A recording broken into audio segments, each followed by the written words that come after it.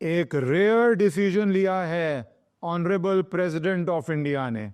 बहुत रेयर होता है कि प्रेसिडेंशियल रेफरेंस डीड भेजी जाती है सुप्रीम कोर्ट में। ये शुरू होता है जो अप्रैल में डिसीजन आया तमिलनाडु गवर्नर केस, जिसके अंदर गवर्नर पे क्या टाइमलाइंस हैं, प्रेसिडेंट का क्या रोल है, क्या टाइमलाइंस हैं, उसके ऊपर सुप्रीम कोर्ट ने जजमेंट दी थी और बहुत ज्यादा कंट्रोवर्सी शुरू हो गई थी। तो प्रेसिडेंट ने एक रेयर ऑप्शन एक्सरसाइज किया है और ये रेयर ऑप्शन में क्या क्या होगा आपको बताने जा रहा हूं। पर उससे पहले जिनको थोड़ी भूमिका नहीं पता वो समझ ले, क्योंकि हमारे डेमोक्रेटिक स्ट्रक्चर में यूनियन और स्टेट, फेडरल स्ट्रक्चर में स्टेट के कैबिनेट में क्या पावर्स हैं, गवर्नर की क्या पावर्स हैं, क्या लिमिटेशंस हैं, प्रेसिडेंट का क्या रोल है संवैधानिक स्कीम में, सुप्रीम कोर्ट का जुडिशियल रिव्यू किस एक्सटेंट तक जा सकता है, कितनी पावर्स हैं डायरेक्शन देने की आर्टिकल 142 में। इतने सारे बहुत सीरियस मुद्दे हैं, बहुत सरल भाषा में आपको ब्रेक डाउन करके, ताकि एक आम आदमी समझ पाए, क्योंकि लैंग्वेज बहुत टेक्निकल है।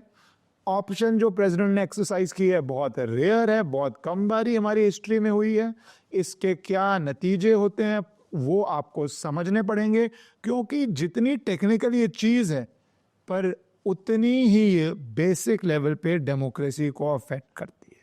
At the very basic level governor का रोल, प्रेसिडेंट का रोल, कैबिनेट अगर कुछ होता है उसका रोल, कैबिनेट की एड एंड एडवाइस का रोल, सुप्रीम कोर्ट की जुडिशियल रिव्यू और आर्टिकल 142 और आर्टिकल 143 सब के अंदर है। तो पहले तो वो वर्डिक्ट जान लीजिए, जिसके बाद बहुत ज्यादा एक तरह से कंट्रोवर्सी भी शुरू होगी। लेट्स बी ऑनेस्ट, बहुत सारे रूलिंग पार्टी के लीडर्स ने इस पे बोला, इस पे ऑपोजिशन के लीडर्स ने बोला, इस पे जो स्टेट्स के चीफ मिनिस्टर्स हैं उनकी टीम्स हैं, उनकी एडवाइजरी हैं, उनके भी आए, और वाइस प्रेसिडेंट ऑफ इंडिया ने भी इस पे बोला।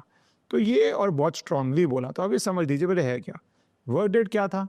बेसिकली ये टाइमलाइन बांध दी गई थी कि governor must act on a bill presented to him by state legislature. ये अगर नहीं करेंगे तो फिर कोर्ट में मैटर सुना जाएगा। मतलब गवर्नर के पास बिल जाता है साइन करने के लिए, तो वो आपको एक निर्धारित समय में डिसाइड करना है, नहीं करेंगे तो कोर्ट आ सकते हैं।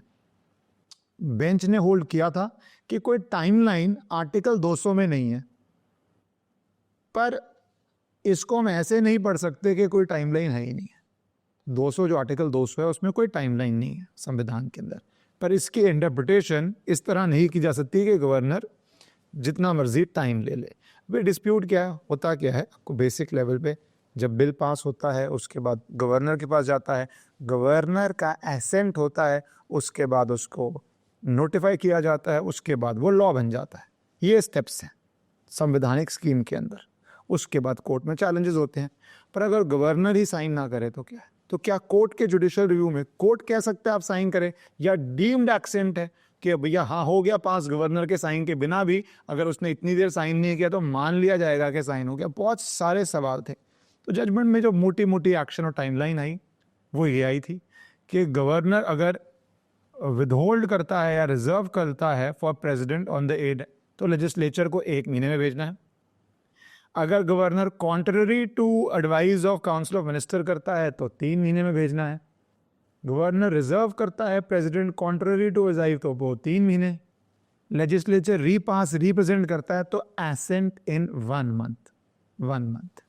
ये क्लियर जजमेंट आ जाती है।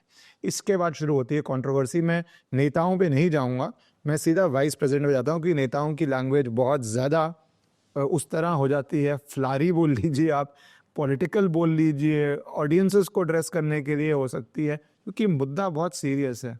और आप जिस भी पॉलिटिकल लीनिंग के हो उसको छोड़ के समझिए, ये बेसिक है। हर स्टेट में अलग सीएम है, सेंटर में अलग अलग गवर्नर जो अपॉइंट होते हैं रूलिंग पार्टी से होते हैं, तो ये चक्री चलती रहती है। तो वाइस प्रेसिडेंट ने जो बोला, उन्होंने कहा कि ये there is a directive to president by a recent judgement.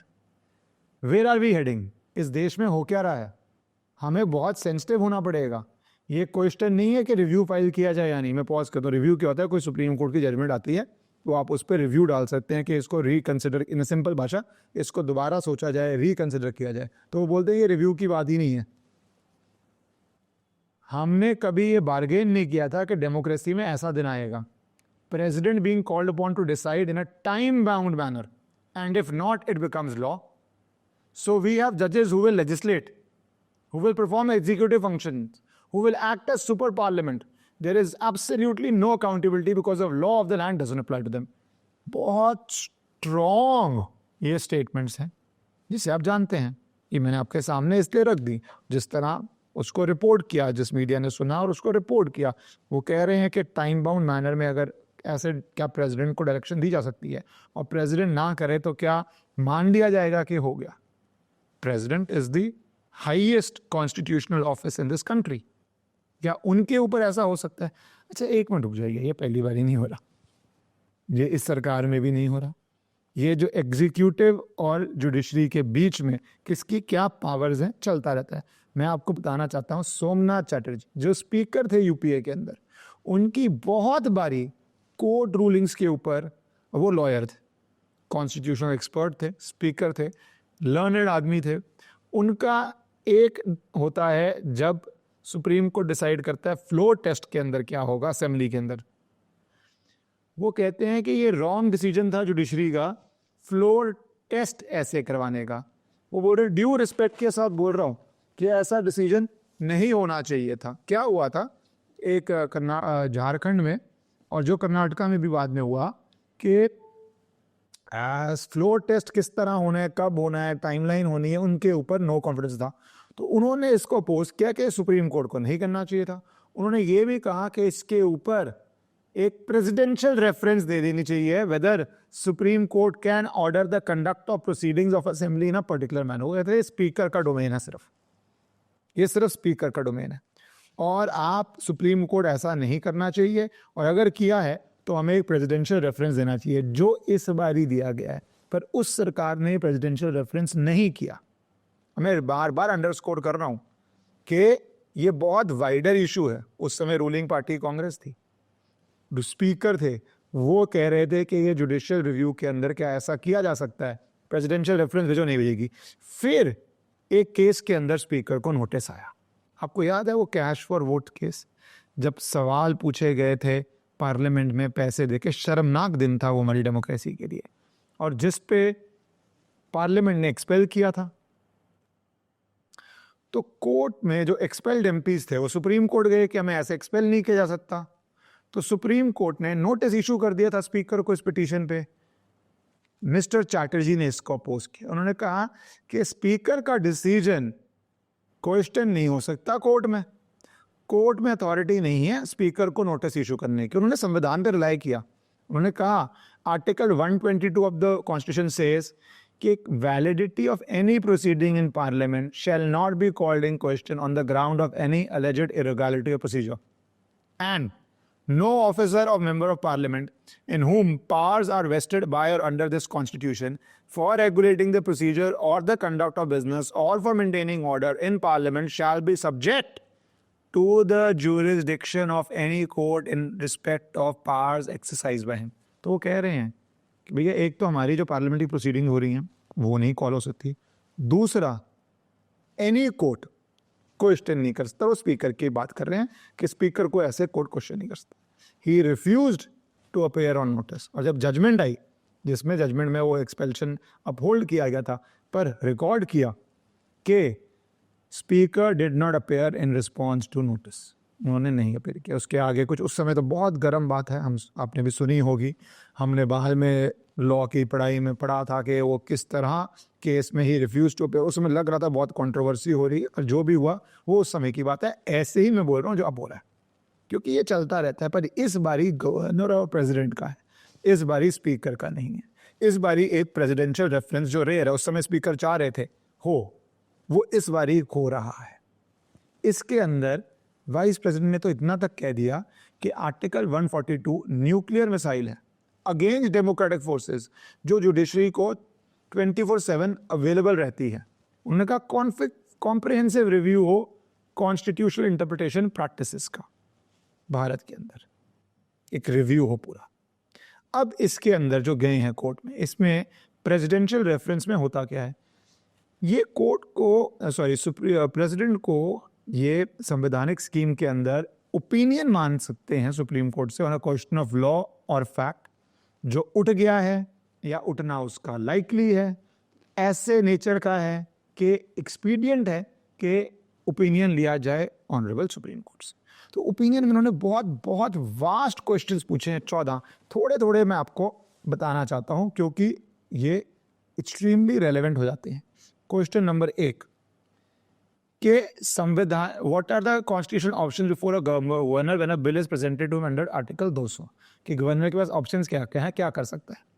क्या गवर्नर बाउंड है aid and advice of council of ministers जब वो ये ऑप्शन एक्सरसाइज कर रहा है?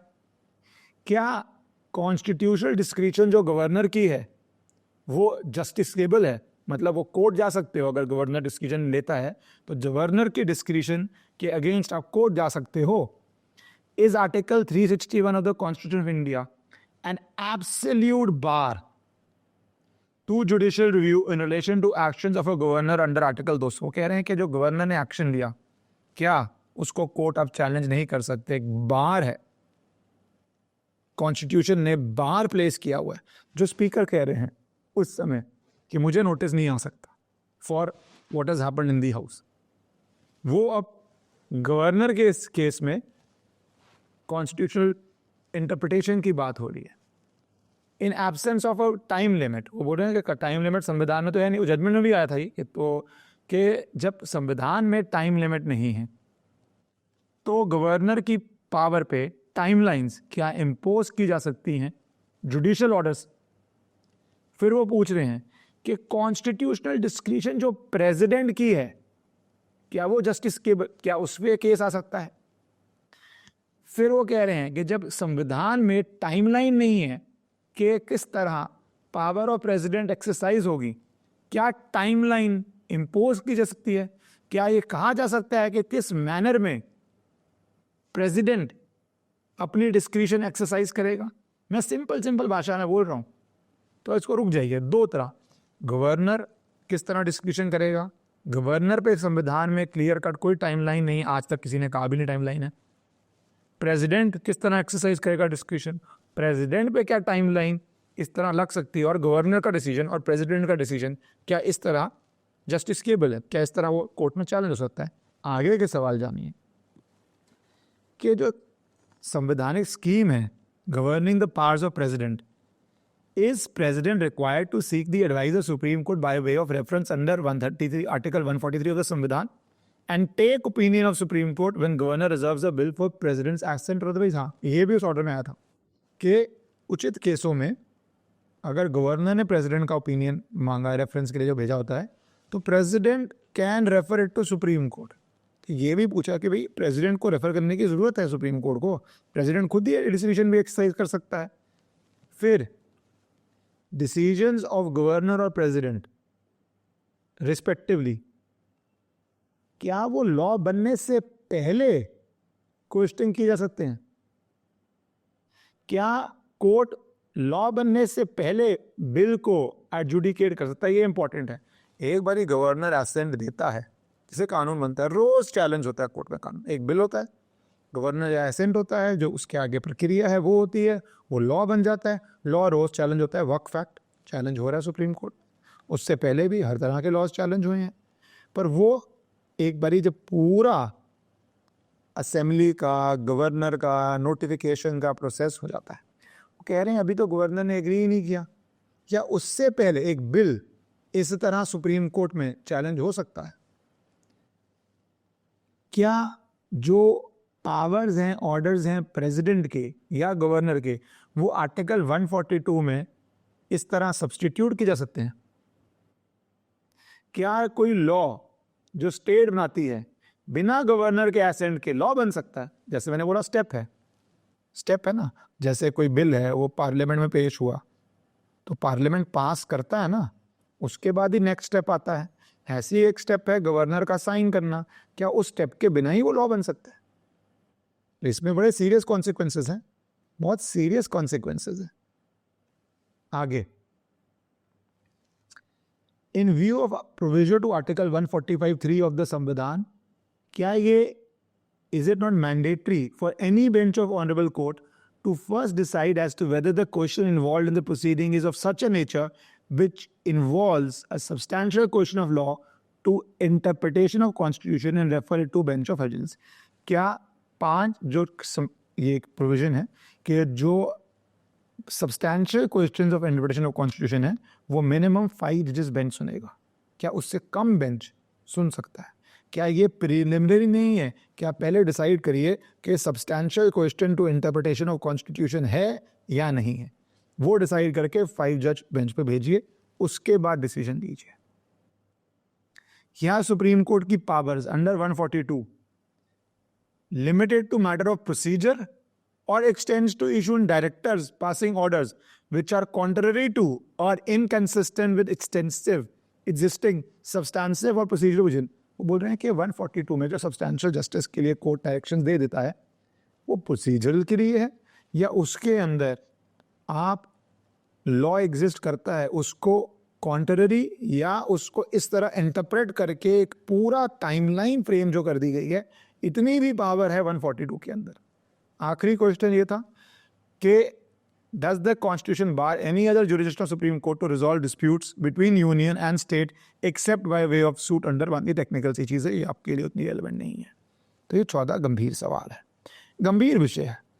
Governor, state assembly, president. मैं गंभीर विषय क्यों बोलता हूँ? क्योंकि 2 पहलू। देखिए, आप इसको पॉलिटिक्स से न्यूट्रल होकर सोचिए। एक टाइम था, अगर जैसे गुजरात के कोई मुख्यमंत्री थे, आज यूपी के कोई मुख्यमंत्री हैं और केंद्र में सरकार सेम पार्टी की ना हो, यूपी के मुख्यमंत्री बिल पास करें और मुख्यमंत्री मीन्स असेंबली एंड काउंसिल, और प्रेसिडेंट उसको या गवर्नर जो बैठा हो उसको एसेंट ना दे, तो क्या होगा? तमिलनाडु ये कह रहा है कि हम बिल पास कर रहे हैं और उस पर डिसीजन ही नहीं हो रहा इतनी देर से इतनी देर से इतनी देर से। ये एक पहलू है। सेंटर में भी सरकारें बदलती हैं, स्टेट में भी सरकारें बदलती हैं। दूसरा पहलू ये है कि गवर्नर जैसे, प्रेसिडेंट ऑफ इंडिया जैसे के ऊपर क्या टाइमलाइन लगा जाई जा सकती है? President is the constitutional head of the state, क्या हाईएस्ट के ऊपर टाइमलाइन लगाई जा सकती है? क्या हाईएस्ट के डिस्क्रिशन के ऊपर इस तरह की जजमेंट आ सकती है? क्या है 142 की पावर?